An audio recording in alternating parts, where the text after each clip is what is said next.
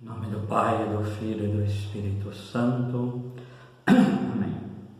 Então, vamos fazer formações, e a primeira é essa, sobre a Carta Apostólica Patris Corde do Papa Francisco, por ocasião do ano São José, por ocasião dos 150 anos da Declaração de São José, pelo Beato Pio IX, como padroeiro da Igreja Universal, né?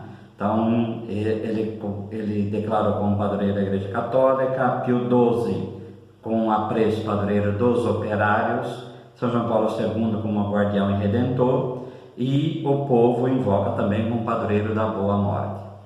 Então, nós vamos pegar os 5 itens da carta encíclica e vamos comentar. E o primeiro é Pai amado. Então, a encíclica ela tem uma introdução, que poderíamos ver, mas como tem ali as passagens bíblicas que vamos usar nos itens, então a gente vai se reportar a essa introdução conforme formos falando dos itens, né? Então, Pai amado, mas vamos alargar um pouco isso e depois aí entrar naquilo que a encíclica diz. Que a Carta Apostólica diz, Pai amado e Pai amante, né? Então, São José é amado pelo povo de Deus, ele foi amado por José e Maria, mas também é um pai que amou. Então, vê essas duas dimensões. Primeiro, um pai amante, né? Em Lucas 2,7, ele cuidou de Jesus desde o nascimento. E ela deu à luz a seu filho primogênito, Maria, envolveu-o com faixas e inclinou numa manjedoura, porque não havia um lugar para eles na sala. Então, quem cuidou, quem levou esses dois, Maria e José, e cuidou desse nascimento foi o patriarca, foi o pai da família, que é São José. Então, a gente tem que ter essa visão de que quem cuidou, quem levou, quem trouxe, quem buscou foi realmente São José. Então, esses cuidados que qualquer pai de família tem, no caso, ele teve, e assim, porque o amor, como opera, a caridade opera através dessa fé, então ele, como homem justo, ele foi justo também, praticou a justiça como pai. Preservou do mal ao ouvir a Deus. Primeiro, então, é um homem piedoso. Ele, com Maria, que leva Jesus para se apresentar no templo. Então, ele era um homem verdadeiramente devoto, que ouviu a Deus, né? Inclusive, ali no caso da dúvida sobre Maria, ele soube ouvir a Deus, tá? Então, em Mateus 2,13, após sua partida, eis que o anjo do Senhor manifestou-se em sonho a José e lhe disse: levanta-te, toma o menino e sua mãe. Então, ele é que tem que tomar o menino e sua mãe. Então, é ele que tem que cuidar deles, que São José que tem que cuidar deles. Fica e foge para o Egito. Então, fica lá até que eu te avise, porque Herodes vai procurar o menino para matar. Então, ele se levantou, tomou o menino e sua mãe durante a noite para ir para o Egito. Então, é esse protagonismo que caracteriza a paternidade é exercida plenamente. Então, São José não foi um pai de enfeite, ele foi um pai verdadeiro. Então, ele cuidou verdadeiramente de Maria e José. Trabalhou para sustentar a família. Em Mateus 13,55, não é ele o filho do carpinteiro? Então, ele foi carpinteiro, então ele trabalhou para sustentar. Então, nós não podemos ter uma imagem também muito poética de carpinteiro. Ele foi carpinteiro mesmo, quer dizer, foi trabalhador mesmo, foi operário mesmo. Essa palavra, tecton, né? Artífice, madeira, carpinteiro, marceneiro, construtor, até construtor de navio, ou artesão. Então, é uma palavra, que daí vem a tecne, né? Que vem trazer muito essa ideia de lidar com materiais, né? No hebraico, muitas vezes essa palavra grega traduz de harash, quer dizer artesão, entalhador, lapidador, artífice, hábil na construção, etc. Né? Então, como entender essa palavra? Eu peguei só duas aqui. Em 1 Samuel 3,19.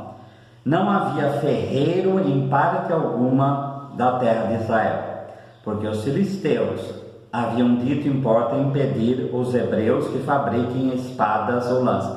Então, o tecton aqui vai ser um artífice com ferro. Então, esse artífice com ferro é que vai caracterizar também essa palavra. Mas em 2 Samuel 5,11, aí fica claro o que essa palavra quer dizer. Hirão, rei de Tiro, enviou mensageiros a Davi, e madeira de cedro, e carpinteiros e pedreiros que edificaram a Davi a sua casa. É muito interessante como, no caso de carpinteiro, vai ser a minha palavra no hebraico, vai ser harash, tá? E pedreiro, o servo, aquele que constrói ebed de parede, né? Mas quando vai traduzir isso para a língua grega, tektonas xlon e tektonas liton, quer dizer, artífice de madeiras e artífice de pedras. Então, artífice de madeira é o que nós chamamos de carpinteiro. Então, é desse tipo de coisa que vai caracterizar a profissão pela qual São José, como um pai amante, cuidou da sua família. Ele sustentou com o labor das suas mãos, lembrar desde a maldição de Adão, quer dizer, comerás o pão com o suor do teu rosto. Então Deus se faz carne e come o pão do suor do rosto de um homem, que no caso é São José, tá? Mas também ele foi um pai amado, né? Como pai, então Lucas 2,48, olha que teu pai e eu aflitos te procurávamos. Então ele foi teu pai, quer dizer, Maria chama ele de teu pai. Então ele é o pai, ele é que dá a família, ele é que dá o nome, ele é que dá tudo aquilo que um pai pode dar para Jesus. E Maria fala dessa aflição e fala, olha o teu relacionamento com o teu pai. Depois tem a teologia dentro da casa do meu pai, porque aí é Deus, né? Mas a primeiro ponto, ele é considerado e tratado por Maria e orienta Jesus a tratá-lo verdadeiramente como pai. No versículo 51, desceu então com eles para Nazaré e era-lhe submisso. Era submisso a Maria como mãe, como a educadora da casa, que é a característica da mãe judaica, e ao pai como autoridade da casa. Então, ele era submisso a São José. Então, ele era, e se honrar pai e mãe, que é o próprio mandamento, ele honrou o seu pai e verdadeiramente cuidou dele nesse sentido de filho cuidando de um pai, tá? Como esposo, né? Então a origem de Jesus Cristo foi assim: Maria, sua mãe, Mateus 1,18, comprometida em casamento com José, antes de coabitarem, achou-se grávida pelo Espírito Santo. José, seu esposo. Então esse teu e esse seu, é teu pai e é seu esposo, quer dizer, ele verdadeiramente tem relacionamento pleno no sentido de autoridade, de cuidado desta família. Ele não a conheceu, no versículo 25, até que ela deu à luz, e ele o chamou com o nome de Jesus. Interessante que ele o chamou com o nome de Jesus. Enquanto lá na questão de João Batista, Zacarias está mudo, e a questão do nome, não pode ser João, e aí se pede para o pai confirmar o que a mãe disse. Porque dar o nome aí é relação com o pai. Então, o que a gente quer dizer com tudo isso? Ele foi amado, ele foi obedecido, ele foi tratado não somente de Jesus como filho dele, mas Maria o considerava plenamente. é teu pai. É teu pai. E ela ensinou Jesus assim, é teu pai, tá? Por fim, novamente Mateus 3, 30 e 55, não é ele o filho do carpinteiro? Não é ele o filho daquele que é o que cuida, tá? O tecton, xulon, quer dizer, aquele que é o artífice da madeira. Então, ele deu a identidade para Jesus, Bar Yosef, quer dizer, filho de José, mas ele é o filho do profissional, ele é o filho do artífice da madeira, tá? Se era artífice também de pedras, isso também nem desmerece, nem merece tradução, ele era um trabalhador, por isso Pio XII tratou como padroeiro de todos os operários. Na carta vai trazer, além disso, palavras e palavras da igreja, aí como esposo e pai, como São João Crisóstomo, colocou-se inteiramente ao serviço do plano salvífico.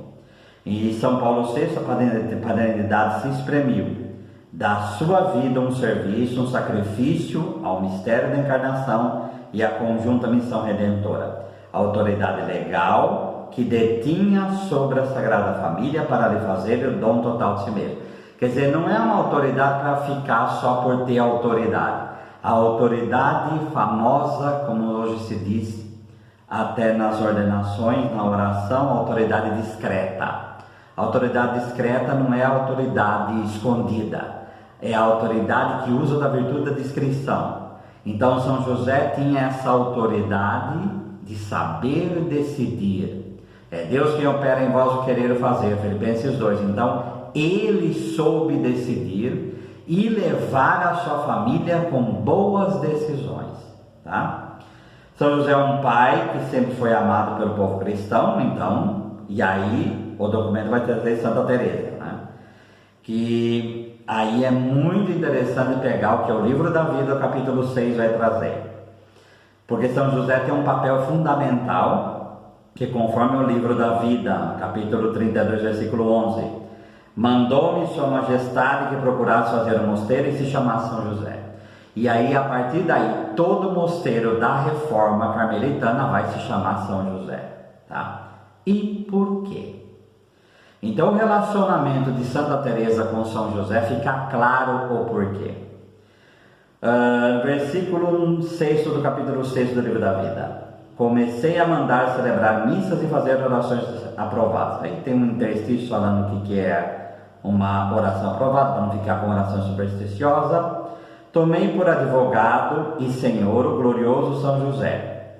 Então, advogado e senhor, tá? Encomendando-me muito a ele.